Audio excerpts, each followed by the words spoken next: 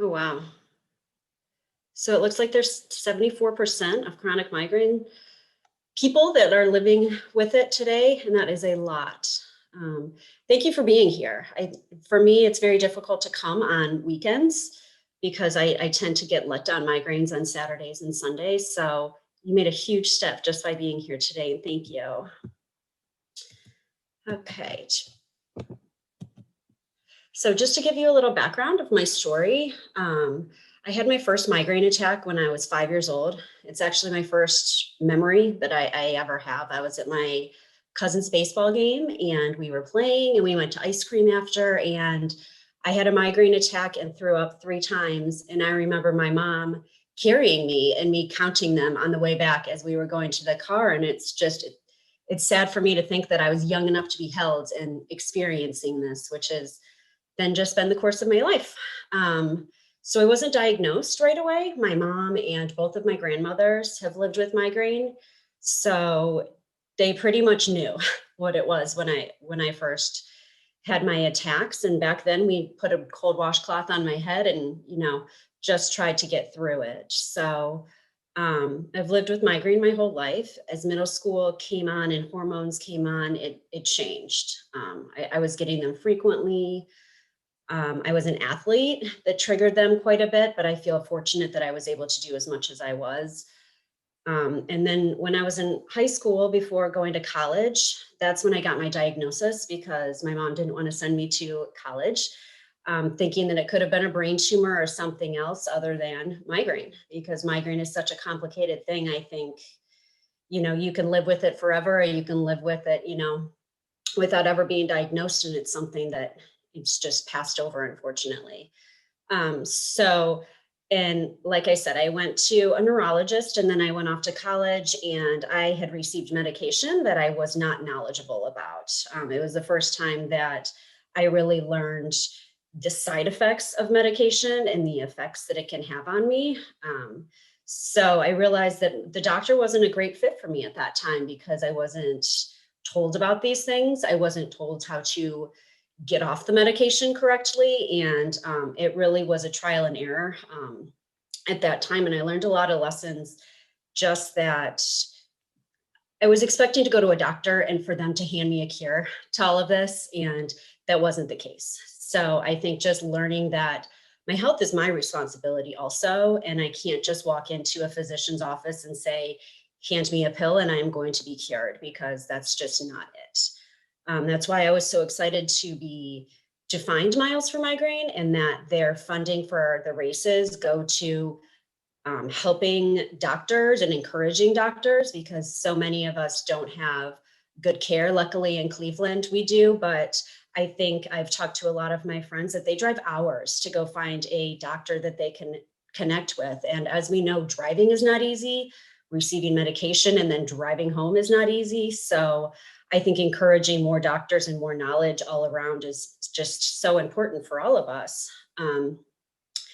So as an adult, I became chronic when I was an intervention specialist. I was a special ed teacher for children with multiple needs, and some were had some real medical issues that triggered me. As you can imagine, working with young children with medical needs was not only stressful, but it was something that I took home with me every day, that it was difficult to walk away from that stress and to not hold on to it so much. And I had children in my classroom that were screaming, and I had some that were violent, and it kind of just, I feel like it changed the chemistry of my brain at that time, honestly.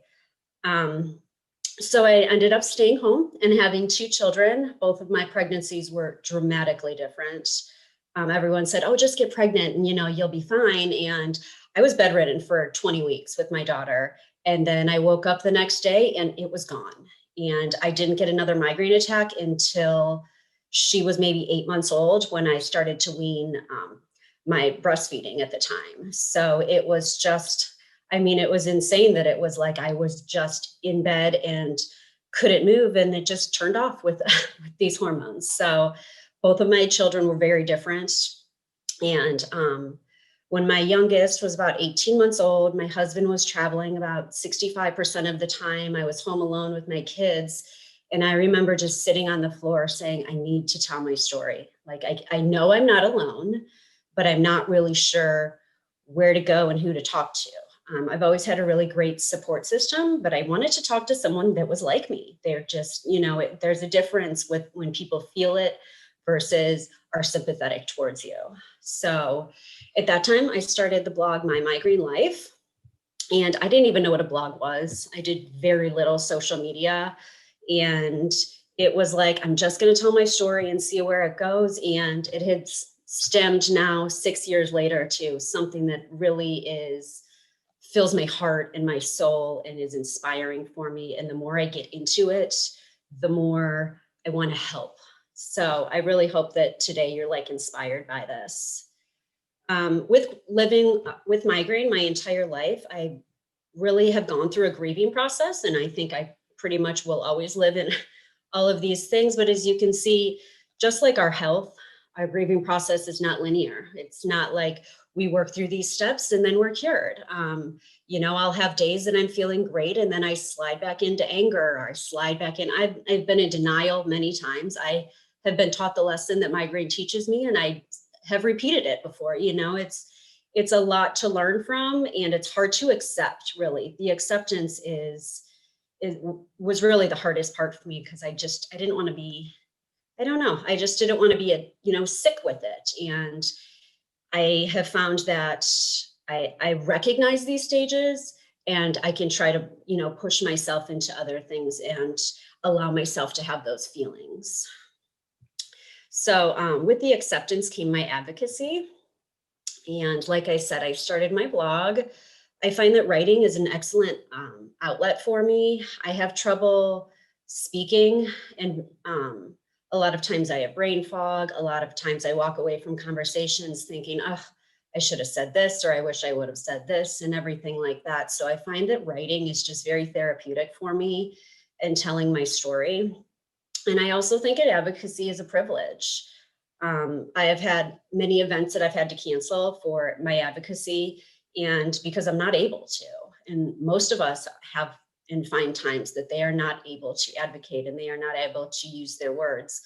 And I feel that it's important on building our community, because I have a friend that's in the hospital receiving treatment today, and I'm here advocating, and I feel like I'm doing it for her too. We all need to work together, because one person can change everything, but as we know, a group can change the world. So I feel lucky that I'm even able here to talk today. And I also think that we can learn a lot from other people's stories. Your story is not my story, but I'm sure that we have some overlying things. And I think we can all learn from people's stories. And I think we can be empowered by other people's stories and learn a whole lot from other people's stories. As far as social media goes, I find it to be a great platform to kind of connect with people. I think a lot of times we think of the internet as this toxic place, because it is. But when you find your people on the internet, it also can be healing. There are lots of different ways that you can find groups, you can connect with people, and I'd suggest just doing what fits well for you. I don't think just like everything else, it's not going to work for everyone the same, and we're all different people, and personalities are different. So like finding your little group within the large migraine community, I think is super important. Okay, fundraising. So I've joined Miles for Migraine. I've done it now I was at the inaugural Cleveland walk, the inaugural Cincinnati walk, and I have flown out to Phoenix. Instead of listing the things that I have done, I thought I would tell you a little bit about how I have done these things. The picture on the bottom there with that big group, that was not this year, because we couldn't gather this year. But I am a preschool teacher. I was prior to COVID. So I had a couple families that started following me as their teacher, just to kind of see what was happening beyond our classroom. And there's 3 families that joined me, all for different reasons. One family was that my student's grandmother had lived with migraine, and they were happy to support. Another family, the mother of my student had received weight loss surgery that year. And she made it a goal when I told her about our race to run her first race. Pushing her daughter in her preschooler stroller, as we all know, is not light. So I was super proud of her for that reason. And there was another family that the mom told me that she had a friend when she was 12 years old that had migraine. And she remembers having very negative thoughts about it, where her friend canceled play dates, canceled sleepovers. And as a child, she remembers being angry at her friend for not understanding migraine. And it's super powerful for me when she told me that, because it was like, wow, you now have a daughter, and the chances of your daughter not running into someone with migraine in her lifetime is very rare. And now you can teach her how to react to that. So it was exciting for me to be like, not only am I teaching these little ones, because the little ones are coming to run the race. They're coming and having fun, and they're wearing my capes, and I brought them squirt guns, and they had a great time. But I think the mother's perceptions were very different. And I'm excited to be changing generations and lots of people for lots of different reasons. This year, the picture on the right over there is my son running through toilet paper finish line, because we did a virtual race this year, and my school shut down in March, and I didn't see any of those kids again. And we came together in June for the virtual walks. So we met at a park, we stayed distance, and they ran, and I let them each run through toilet paper finish lines, and they just had the greatest time. And I want to make it a tradition. So even though we had to be apart this year, I really still wanted to make it something that we can continue to do. Another thing I wanted to talk about was fundraising. I have a hard time asking people for money, especially now that it seems cumbersome. When people ask me to give money, I am happy to support. But for some reason, when it's asking for myself, it's difficult.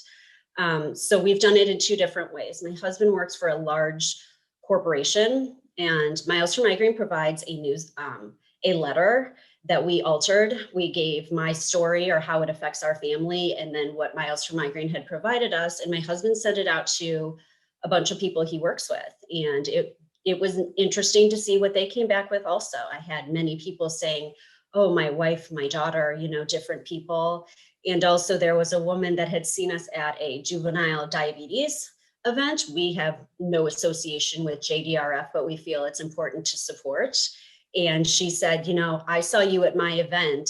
I want to support you at yours. So she had no connection with migraine, but she was giving back because that's the thing to do. Like, you want to help and support, even if you're not living with it. And if you don't know anyone, you hear the stories of what we live with, and hopefully they want to support it, because it's just not okay and we need change. So I listed a couple other bloggers below. If you'd like to follow other people, I'm obviously not the only one. Okay. So advocacy is also, it's for everyone. I think I've had people say to me, oh, but I'm not a writer. What do I do? And it's like, you don't need to be a writer. You can advocate in small to very huge ways, and they all make an impact. The smallest thing that I do is I wear my Miles for Migraine shirt a lot of places, because it's really comfortable, and it kind of says a lot. Like, when I'm walking towards people, I can't tell you how many people stop me and don't even necessarily ask about Miles for Migraine, but just want to tell me their story. Honestly, they just want to be heard. And I then tell them about Miles for Migraine and other events. But I think when you can physically see it, it's different than, all of us are living with things inside that we can't see. So something as simple as a t-shirt is really speaking volumes to the people that you're around. Other ways to advocate, I listed through here. And once again, pick your strength. For me, politics and headache on the hill, those scare me. They really do, I will be honest. And I had a friend once say, oh, I could eat red tape for lunch and not mess up my lipstick. And I'm thinking, well, I'm glad you're going after that, because red tape eats me alive. Like, I struggle with it so much. So, like, go do that, please. Like, I need help with that. So having a broad range of people advocating in different directions is so important, because we're all not good at everything, but a lot of us are good at one thing, and that one thing can be put towards making it a better migraine world. So there are lots and lots of ways to advocate. I listed some other organizations here. As Katie said, I listed the advocacy stories at the top, where we're now starting to tell stories on the Miles for Migraine website, where once again, telling your story is powerful. Then share it to everyone. You would be surprised just by sharing your story, how many people will come out and say, oh, I didn't know. Let me tell you my story. Or can I ask you a question? I've had many people sent to me where it's like, oh, it was a friend of a friend who just happened to see you say something online, and I thought of you when they were telling me about their struggles. So having a way to kind of refer people to other people is like super important, because it's hard to get knowledgeable about it, and there's just so many different things that you can be looking at. Okay, so final thoughts. A lot of what Taylor said, it resonates with me so much. How she said that, oh gosh, I just had a brain. Anyways, I can't remember what she said that I was thinking I wanted to bring up. But anyways, advocacy really is powerful. Like, I feel like there are days that it sweeps me out and I get so frustrated where I'm thinking, oh, I'm just giving back so much to this community and it's still taking from me. I'm still laying in my dark room. I'm still not finding answers, and it's frustrating to me. But at the same time, it's like allowing me to gain back power to say I'm doing something about it. The first speech that I gave, I asked my son, he was 5 at the time, and I asked him how I did, because public speaking makes me very nervous. And his answer was, I like the part about me. And it was just so sweet, because I like the part about him too, and when they were babies, I didn't tell them, because I didn't want them to be like me. I didn't want them to say my head hurt and me freaking out just because they want to be like mom and saying things. So as they have grown older, I have brought them into my advocacy, and it makes me feel good to model for them that we all have bad things happen in our lives. We all are given challenges, but the way you react to it is the way, you can make life important. I am not allowing it to walk over me. And yeah, I may have missed your softball game, but I'm doing something about it. And that's super important, because I don't want them to think I'm giving up. I don't want them to think that this thing is consuming me. I want them to think that I'm taking the power back from what is taken from me. So that is like really the bottom line is, if you want to be an advocate, all you have to do is talk about it. It doesn't have to be this huge thing, just like the mindfulness. You don't have to be sitting on your lily pad. You don't have to be, on Headache of the Hill or having this huge blog. Like, just talk about it, and it will change, and it will change you, and it'll grow, and it'll change also. Maybe today you're only ready to wear a t-shirt, but tomorrow you may be ready to do something else, which would be great. So I put on my social and everything. If anyone wants to connect there, I would love to connect there. And I also have a little video that will conclude my presentation that Healthline did on me for the races.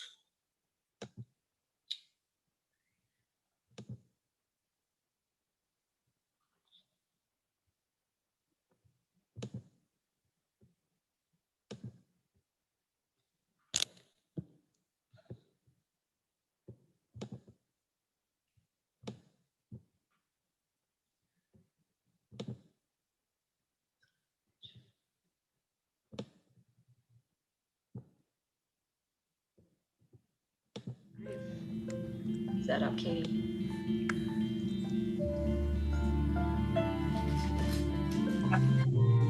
It's important to realize that migraine really is a disease. It really needs to be treated as such. And it's not just a headache, it's way more than that. My name is Sarah Rathsack. I'm from Cleveland, Ohio. I write the blog My Migraine Life, and I live with migraines. The first time I experienced a migraine that I remember, I was 5. It's so much more than a headache. I can't even stand up. When it happens, I lose mobility in my legs because the pain is so crushing. I have to crawl to the bathroom. The nausea is just so intense. The sensitivity to light and sound, I can't be around any of it, which isolates me. No, you can't do that. Careful. Sarah and I had migraines when we first got together in college. It wasn't ever really an issue, I would say, because I've always known that it was just a part of her life. The triggers that I have are Weather, stress, food, hormones. No, this is good. I have taken medications that have made me gain weight, that have made me lose hair, that have made me lose my memory. Unfortunately, I would love to say that there's a cure out there and I will get better, but that's just not the reality. And my husband has always known that and supported that, which has made us successful then. What I do with my advocacy is I try to help people that haven't even been diagnosed. They may be suffering and not even know how to get help, where to get help, and there's not enough help available. So I began this blog not knowing what it was, where it would take me, and now 5 years later, I know that I'm making a much larger difference than I had even dreamed of.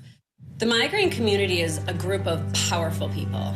Our stories are so different, but we have this passion to stop migraine, to help, to educate, to increase funding, to go to Congress, to change things.